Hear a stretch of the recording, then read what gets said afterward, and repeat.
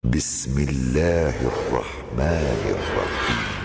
يا أيها المدثر قم فأنذر وربك فكبر وثيابك فطهر.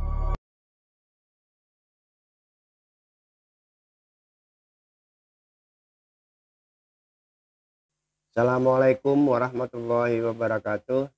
Para pemirsa yang dirahmati Allah, kita ketemu kembali dalam kajian rasionalitas Qurani bersama Bapak Haji Iswan Muhammad Isa. Kita masih tetap melanjutkan tema sebelumnya tentang dosa, yang mana pada tema 86 yang lalu kita telah membahas secara umum tentang dosa, di mana dosa adalah suatu perbuatan yang menyebabkan adanya penyimpangan, pelanggaran, ketidaksesuaian terhadap bentuk atau aturan-aturan yang telah ditetapkan. Biasanya kata dosa ini langsung kita hubungkan dengan kata haram. Bagaimana hubungan antara dosa dan haram ini, Pak Iswan? Terima kasih, Pak Jul. Assalamualaikum warahmatullahi wabarakatuh. Alhamdulillah, kita sampai pada tema yang ke-37. 87. 87.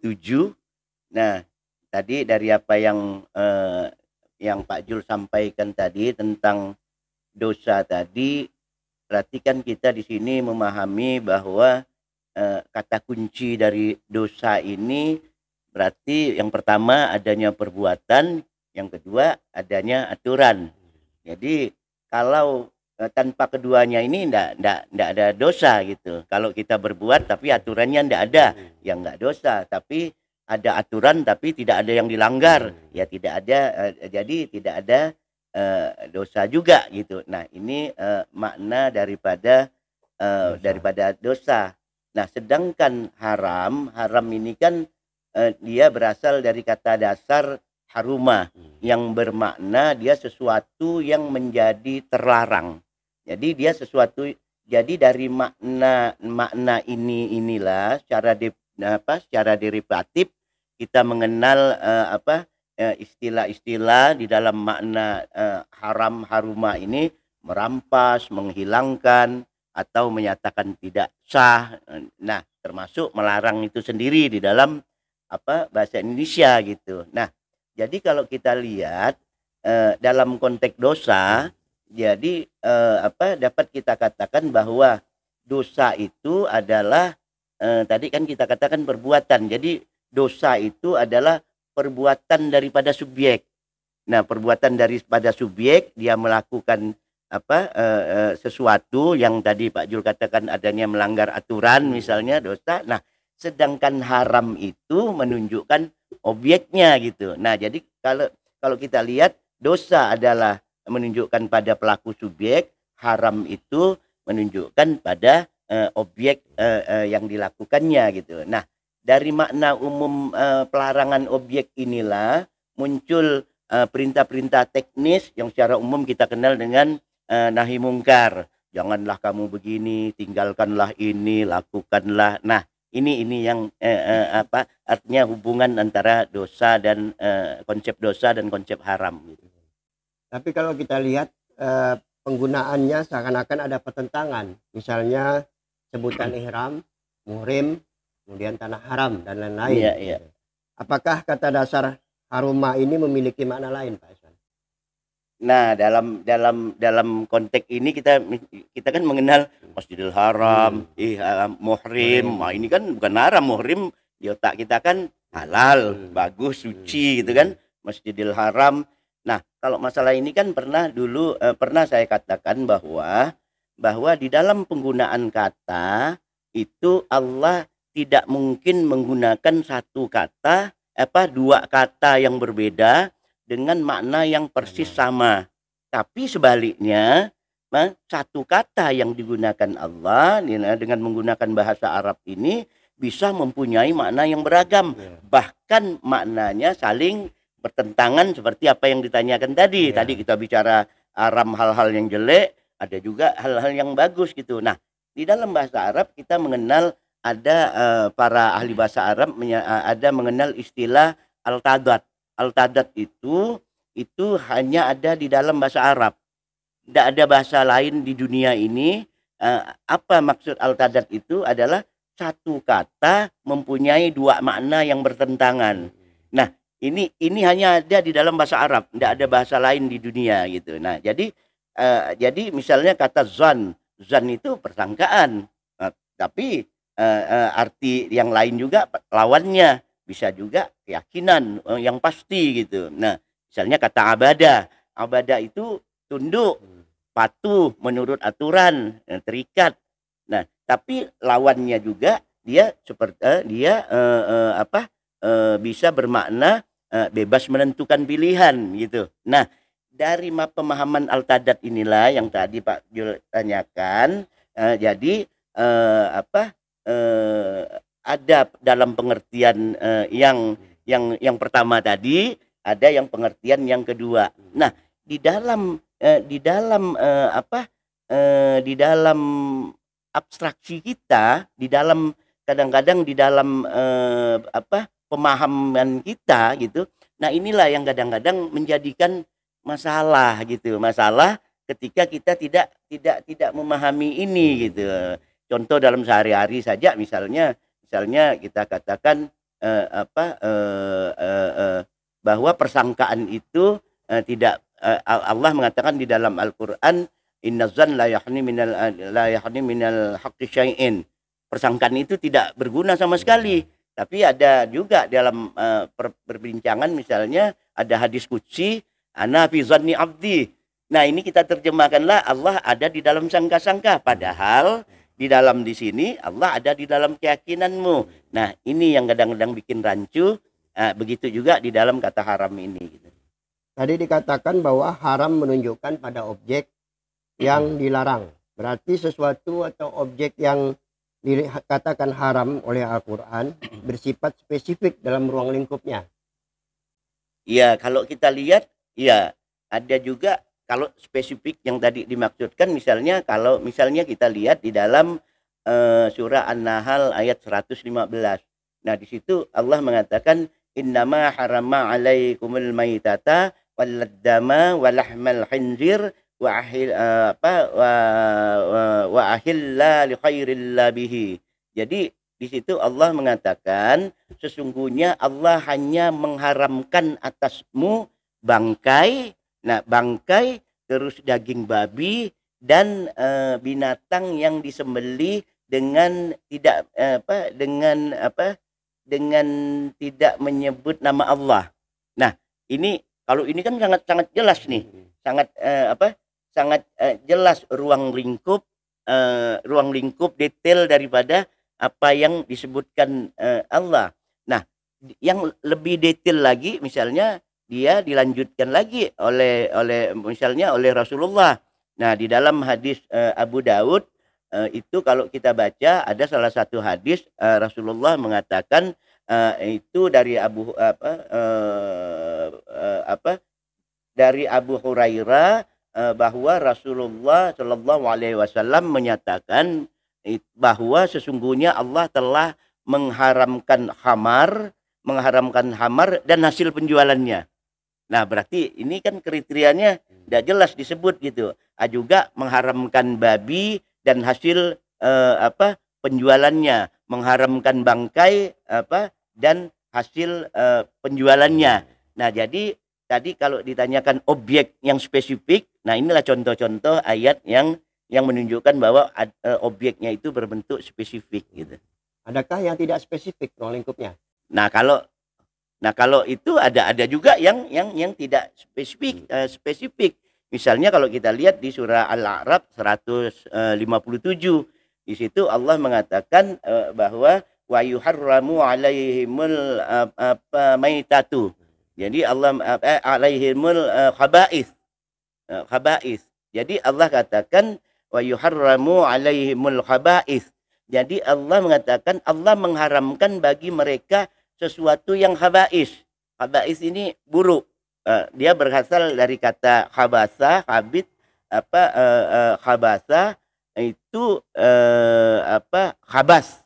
Nah, ini bentuk tunggal, sedangkan bentuk jamaknya khaba'is. Nah, kata ini kalau kita terjemahkan di dalam bahasa Indonesia, ini buruk gitu. Nah, tapi perlu kita ingat juga penggunaan kata khaba'is ini dia di dalam Al-Qur'an dia menunjukkan banyak hal buruk. Artinya spesifikasinya tidak jelas, tidak pasti seperti tadi babi, misalnya itu khamar itu jelas. Kalau itu di sini dia katakan buruk saja, khaba'is. Nah, kalau kita lihat di dalam penggunaannya, ini kata khaba'is ini adalah perbuatan-perbuatan yang menyangkut unsur atau perilaku perbuatan manusia.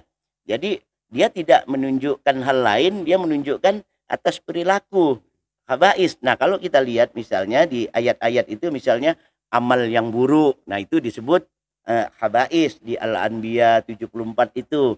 Nah, ada juga yang disebutkan kata-kata yang buruk, seperti kalau kita lihat di surah Ibrahim ayat 26. Nah, ada juga laki-laki dan perempuan yang buruk yang dikatakan Allah itu.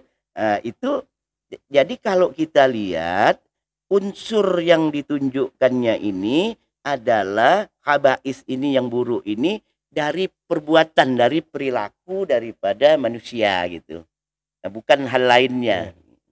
Bagaimana dengan firman Allah pada surah An-Nahl 114? Maka makanlah yang halal lagi baik, halalan thayyiban, dari rezeki yang telah diberikan Allah kepadamu. Dan syukurlah nikmat Allah jika hanya kepadanya sajalah kamu menyembah. Bagaimana, apakah ini Pak, surat firman Allah ini dalam surah An-Nahl ini? Ya, nah kalau kita lihat di surah An-Nahl 114, tadi kan kita sudah bicara tentang Al-A'raf 157. Nah, di Al-A'raf 157 ini kan menunjukkan pada perilaku. Jadi dia tidak menunjukkan makanan di situ, tidak menunjukkan apa. Nah, kalau menunjukkan makanan itu kita lihat di An-Nahl 114. Nah, di situ kan Allah katakan, kita diperintahkan untuk fakulu mimma razaqakumullahu halalan thayyiban. Jadi kita, kata Allah, makanlah yang halal lagi baik. Nah, ayat ini kan bukan mengharamkan yang tidak baik, tanda kutip gitu, tapi memberikan solusi. Artinya bahwa ada makanan itu di dalam pesan ini ada yang baik, ada yang baik, ada yang tidak baik. Tapi ayat ini dia bersifat anjuran, kondisional gitu. Jadi Allah katakan pilihlah yang halalan thayyiban. Nah, di sini kita harus melihat kata yang baik ini, yang halal belum tentu juga baik bagi kita. Misalnya saya sakit gula. Nah, saya makan hal yang manis-manis atau yang mengandung glukosa segala macam, itu tidak baik bagi saya. Ya kan? Ada orang misalnya sakit kolesterol misalnya. Sakit kolesterol, ya udang, kerang, kepiting itu yang halal gitu. Tapi tidak baik bagi kita. Artinya tidak baik bagi kita. Nah, gitu juga misalnya kalau yang ribut-ribut itu, misalnya kita napas napas pendek, atau kita ada gejala paru-parunya tidak kuat, ya jangan merokok gitu. Jangan merokok karena itu merusak juga gitu. Nah, artinya di sini makanan-makanan apa yang kita masukkan itu yang tidak diharamkan Allah, itu dia halal, cuma tidak baik bagi kesehatan kita, Nah, kalau kita tetap makan, Allah tidak marah, tapi tanggung kamu sendiri sakitnya. Nah, darah naik, kolesterol naik, sakit. Nah, artinya ini artinya di sini makanan-makanan tadi disebut halal, tapi jangan kita menetapkan makanan itu haram dari segi syariat gitu. Nah, ini yang perlu kita pahami gitu. Bolehkah kita mengharamkan jenis makanan yang tidak diharamkan Allah? Nah, tadi kan kita katakan yang baik-baik tapi kita tak boleh makan, dia kan tetap halal. Artinya janganlah barang yang sebenarnya halal kita putar-putar pemikiran kita, bahasa kita. Nah, nanti kalau ini berlebihan makanya sakit, makanya ini haram. Kalau ini nanti kau begini-begini, ini haram gitu. Nah, jadi jangan mengharamkan sesuatu yang tidak ditegaskan, tidak diharamkan oleh Allah. Nah, dalam hal ini kalau kita lihat ayatan yang berkaitan dengan makanan tadi tentang halal haram ini, misalnya kita lihat di surah Al-Maidah ayat 87. Nah, di situ Allah katakan, ya ayyuhallazina amanu la tuharramu tayyibati ma 'allallahu lakum wa la ta'tadu.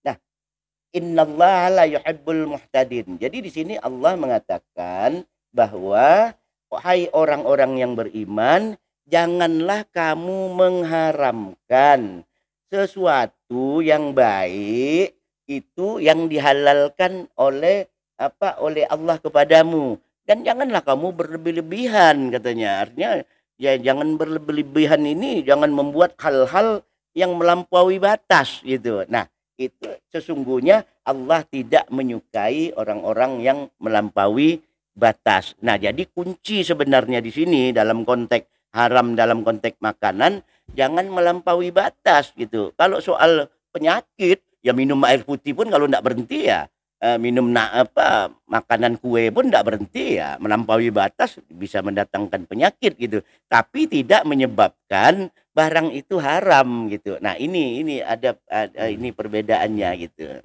Apa yang dapat disimpulkan, Pak Iswan, dari kajian kita kali ini? Nah, dari apa yang kita bahas, yang saya sampaikan sangat sederhana sekali dari pemikiran rasionalitas Qur'ani ini mungkin ada beberapa yang dapat kita simpulkan. Nah, yang pertama itu dosa itu adalah perbuatan dalam konteks dosa dan haram tadi ini kan. Dosa itu adalah perbuatan subjeknya, sedangkan haram itu menunjukkan kepada objeknya. Nah, yang kedua dalam konteks haram itu ada yang disebut dengan jelas kriterianya, ada juga yang tidak langsung, tidak jelas, seperti perbuatan buruk, kata-kata buruk dan segala macam. Nah, kenapa tidak jelas? Karena kadang-kadang hal-hal buruk ini kan tergantung dari perkembangan atau sosiokultural bangsa. Mungkin ada perbuatan yang buruk, misalnya kita di Indonesia kepala kita dipukul orang marah, tapi mungkin di daerah lain kepalanya dipukul dia tidak marah, tapi kalau pantatnya dipukul dia marah. Nah, ini beda. Makanya Allah katakan